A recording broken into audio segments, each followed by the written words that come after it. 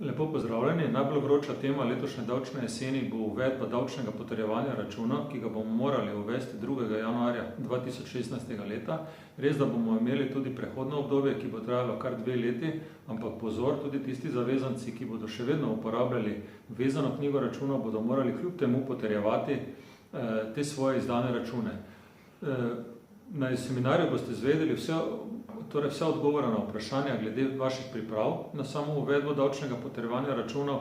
Morate pa se tudi zavedati, da boste morali sprejeti interni akt, v katerem boste določili marsikatere aktivnosti oziroma uvesti marsikatere podatke. Skratka, navesti boste morali podatke o vaših in poslovnih prostorih, o načinu izdajanja računov, o načinu številčenja računov in vkolikor vseh teh postopkov ne boste izvedli, boste tudi v velikem davčnem tveganju oziroma v veliki možnosti za davčno globo.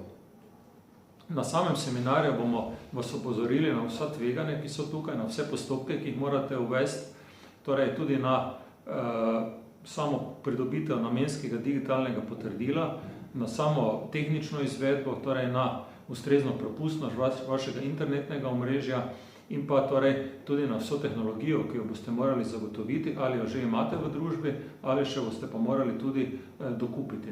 Praksa piše čisto svojo zgodbo, tako da tudi na podlagi prebranega zakona dejansko ne boste prišli do vseh informacij, dejansko boste morali tudi skozi vašo prakso ugotoviti, ali ste sploh zavezanci za izdajo računov, kdaj dejansko sploh, oziroma za potrjevanje računa, kdaj sploh potrjujete račun, na kakšen način.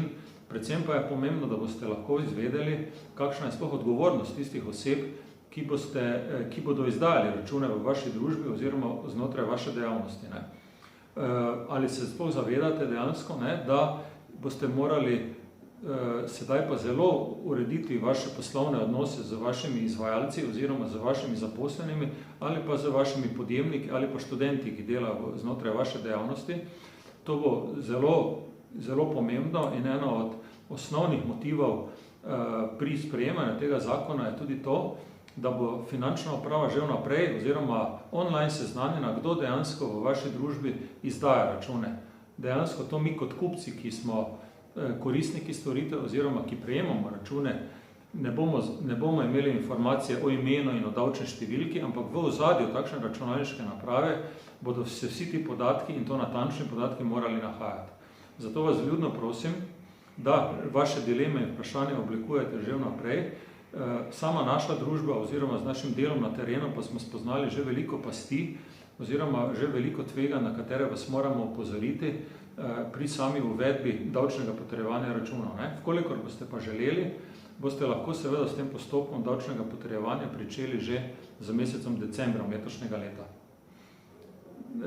Kar pa je še najbolj pomembno, zaznati morate, ali boste v vaši dejavnosti potrebovali davčno potrjevanje računa, ali pa je narava vaše dejavnosti takšna, da boste še vedno izdali vezano knjigo računa. Ampak poudarjam, vse ostale postopke, ki so predpisani z zakonom, boste kljub temu morali izvajati, prav tako boste morali o teh računih tudi poročati. Tako da vljudno vabljeni in se veselimo srečanja z vami.